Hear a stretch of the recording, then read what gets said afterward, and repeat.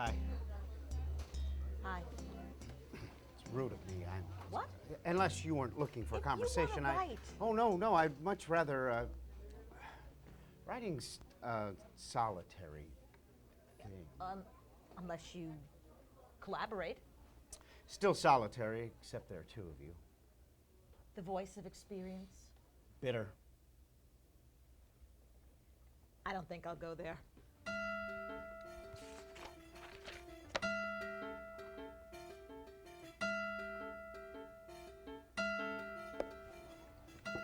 The voice of experience. Different views. No compromise. You end up with mush. You must be hard to live with. Oh, I didn't mean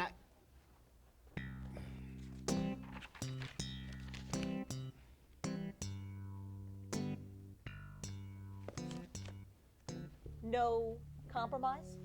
Words and music, yes. Lerner and Lowe. Oh, I could have danced all night. I could have danced all night and still have begged for more. It's beautiful. Thank you.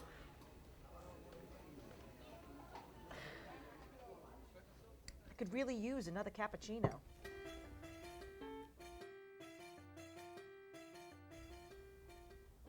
One cappuccino, extra froth. And I could use another mocha? And one mocha. Anything else you fancy? Think. One mocha, right away. So, what do you write? Documentaries for money. Plays for me. Any I'd recognize? I don't think laparoscopic techniques for outpatient cholecystectomies has made it to CBS yet. If you added a laugh track, perhaps. Maybe we should collaborate. Maybe. So, what about you? I have a dog walking business. Oh, you like dogs. Better than humans sometimes.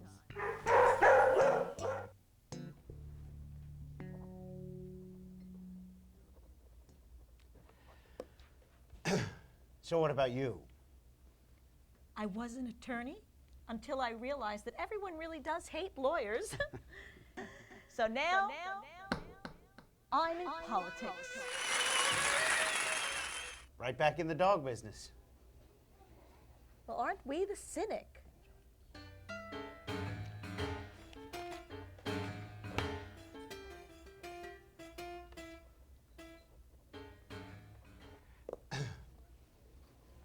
So what about you?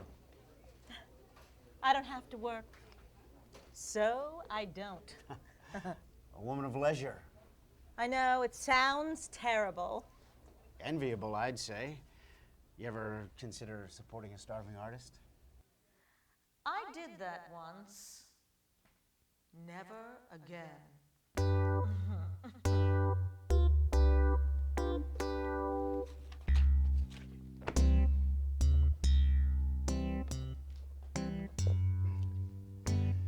So what about you? A TV critic. Aren't we all? Newspapers moving me to the drama desk. I get to visit all those artsy little theaters where they produce things nobody else would touch with a 30-foot pole. Mainly because they stink. You say you write plays?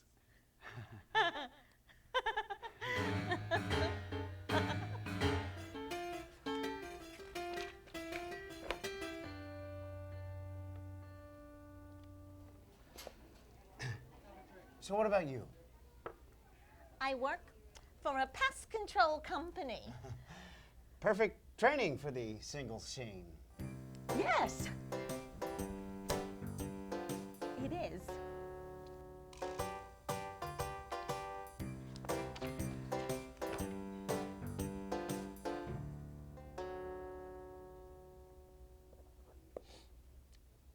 So what about you?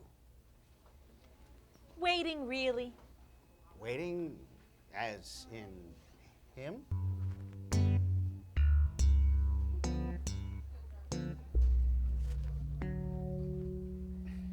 No. I'm waiting for a really nice man who will cherish me, be a wonderful father, and provider for our many children. How many? Enough to fill the large house he'll build for us.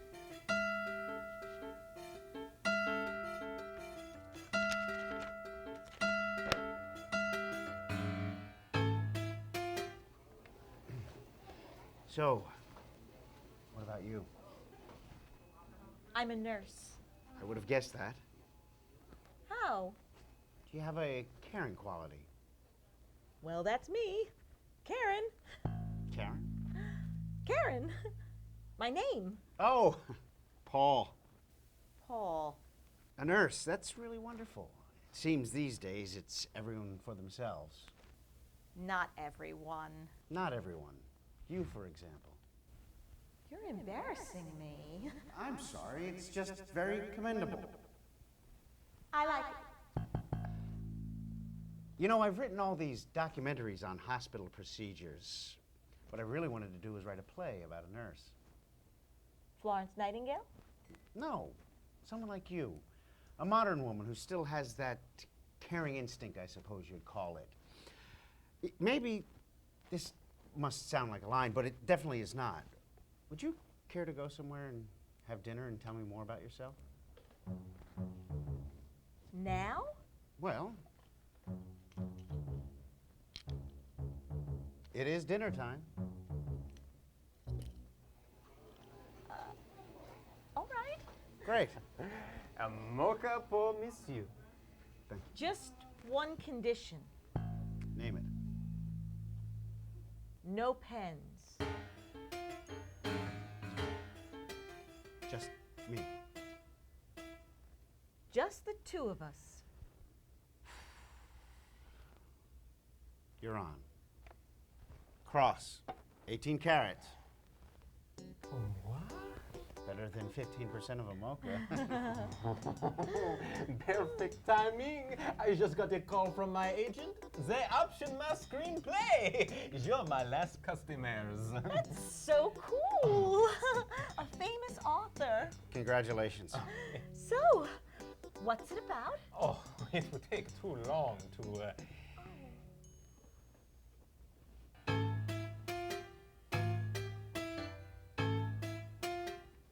Why don't you join us for dinner? I don't wanna barge in.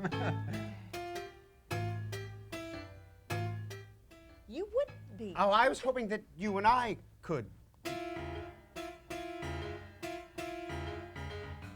Any screenplay would be more interesting than my life. Maybe some other time then.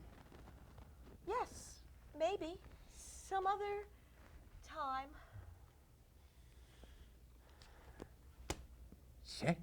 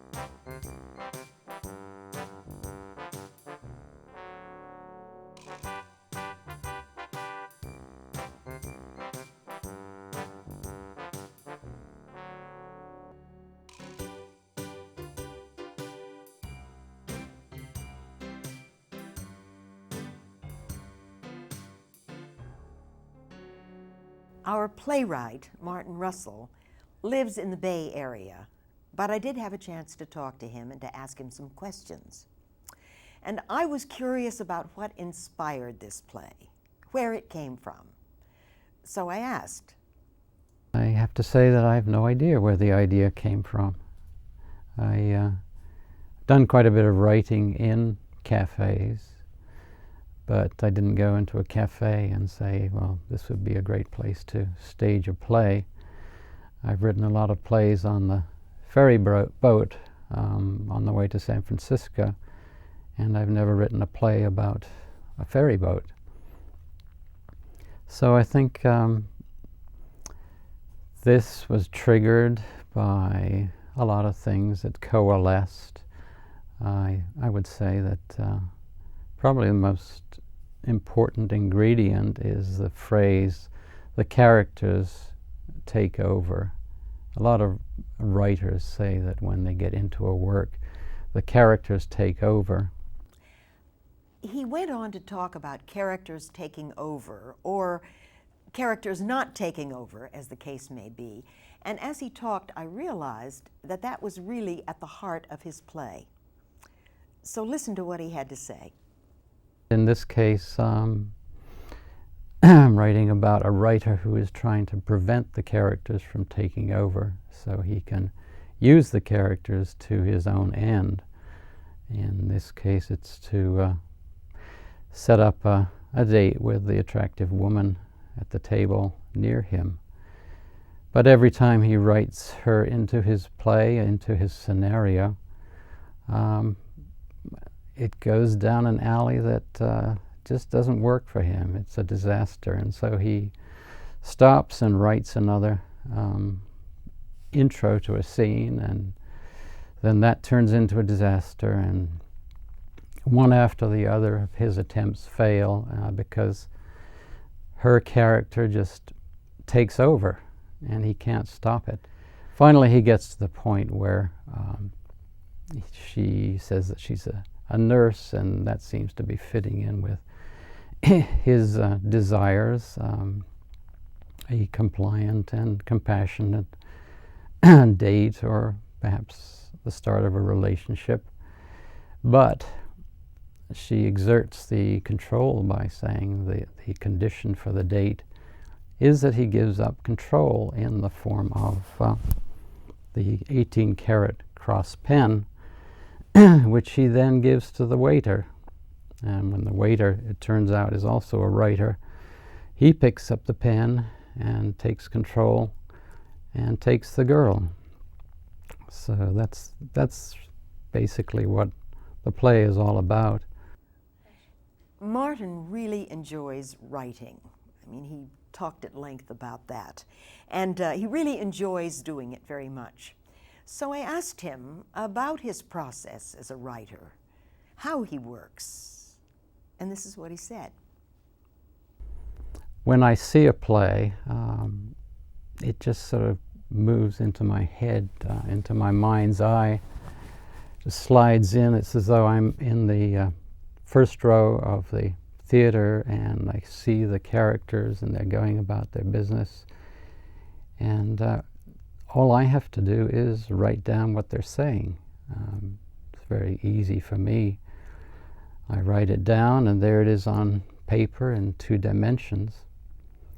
And it's very enjoyable. It's something that I can't help myself from doing. I've probably written 3 dozen plays and will continue to churn them out because it's a joy to me. Since he wrote the play as a theater piece, I asked him what his reaction was to the way in which Norman Hall interpreted it, or adapted it, if you will, for television. And he had a lot to say about that. When I first saw Norman's adaptation of this for television, a completely different medium than the stage, I must admit I was somewhat surprised. When I see the play in my mind, it doesn't have the elements of music, it doesn't have the kind of lighting that you can do for television. It doesn't have the flexibility of the vignettes that Norman put into his production. So that was a surprise, but after I had overcome the surprise and played it a few times, I began to enjoy it more and more. I began to appreciate what he had done and what the actors had done and everybody involved in the production. I'm always extremely grateful and amazed that people would put so much effort into something that I've just put down on paper, mainly for the sheer joy of doing it. And then I send it out, and happily in this case, somebody else liked what I'd done. And so you get what you have just seen. The collaboration between the writer and the director was very unusual in that they live on opposite coasts of our country. And he talked about that. And he also talked about his genuine feelings in seeing this play of his transferred or adapted or made into a play for television. So the collaboration was transcontinental. Norman and I talked a number of times by phone and communicated by email.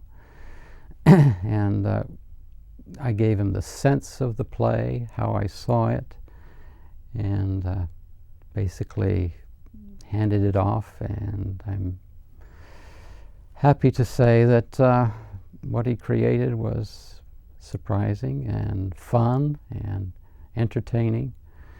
So I'd just like to thank everybody involved. Thank you for giving me this opportunity to be on public access television on Long Island. And thank you, producers, Shirley and everybody who put so much work and effort into this production. And now it is my pleasure to talk with Norman Hall, the director of Waiter, There's a Writer in My Soup. Norman, welcome. What attracted you to this play? I mean, when you read it, what made you say, I want to do this? I felt immediately that it was highly original. Yeah. The dialogue was excellent. I mean, Yeah. it was perfect for actors. Actors Yeah. can act this Yeah. stuff. And it was, it had young people in it. We Yeah. wanted to do things with young people. And I didn't, it's, new playwrights is new playwrights. We're Yeah. trying to do original and unusual works. Yeah. And this is something that I had never seen before. Yeah. It kind of like Yeah. shocked me, and I said, Yeah. we've got to do this. Yeah. I'd Well, like to. you know, it's interesting because we're sort of on the panel of people who read the plays, and I liked it very much. I know you did. But then I thought, no, you're the one who had to do it, I you know, know, I so know, that right, yeah. really made a difference. right. You've had a lot of experience, Norma, as a director in the theater and in television, and I think it's always the director's job to augment the script, to open it up, to find other things. But in television, there are so many more possibilities. And it's clearly what you have done in this play. I mean, Martin talks about it. It's very clear that it's what Yeah, you've done. right. Maybe this is a tough question, but how do you do it? How do you achieve that third dimension? I think all directors, when they read a piece that is a good possibility, almost always see it and hear it. Yeah. With the music, with the costumes, with everything that you finally wind up with, almost immediately. Really? Yes, yeah, I think so, yeah, I do.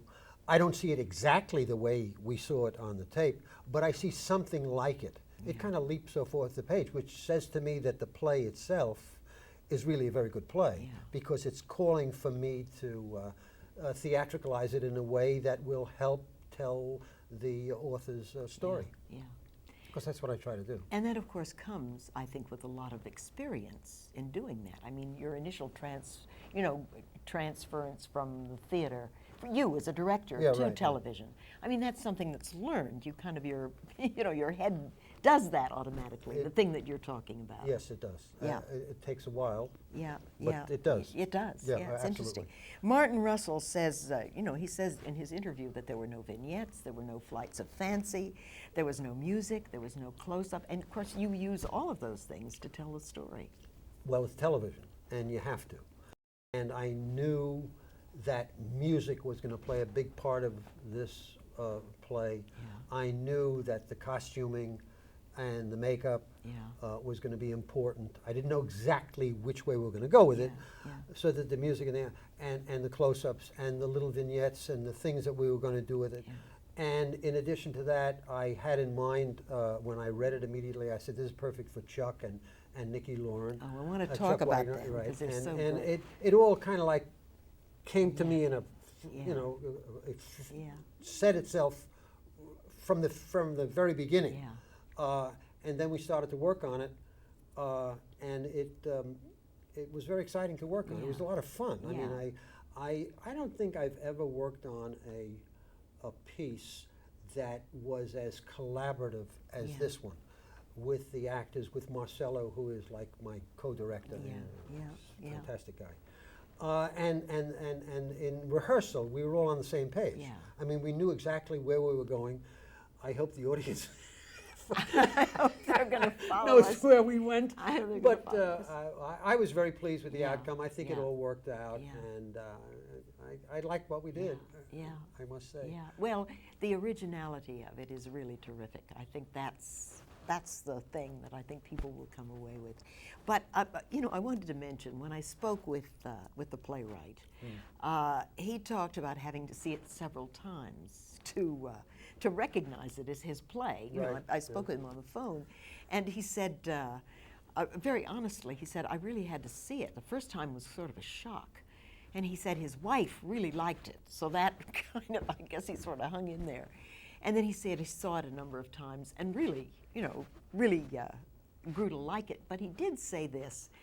He said, I felt that it was my play, and still it wasn't my play. Now, how do you feel about that? Well, I don't know that it was ever anything but his play. It's his play. Whether he knows it or not, these things came out of what he wrote. Yeah. That's what I try to do. I Yeah, tried yeah. to dramatize what the author Yeah. has written. Yeah. And of course, I try to theatricalize it because I want the audience to enjoy it, and Yeah, I want them. yeah. I want to grab them if I can. Yeah. And it's fun doing it. Yeah. The Yeah. fun of doing a play on the stage or in television, in the films too, is the doing of it, I think. Yeah. I've always felt that way. And this time, when I did it and I looked at it, when we finally finished it, I must say I enjoyed it more than I have a lot of other things that I've done because of everybody's contribution. I enjoyed that. I Yeah. liked that. Yeah. Well, I think that collaboration that you talk about is very clear. I mean, I know that you've worked with these actors before with, Well, it's with not only Chuck the and actors, Nikki. it's the The editor. technical I mean, people. I would sit in the editing room and say to Marcello, look, this is what we shot. What can we do with it other than what we have? Yeah. And he came up with all kinds of fantastic things, Yeah. which you saw. Yeah. All the framework for the vignettes Yeah. and a lot of other things Yeah. that are a big part of it.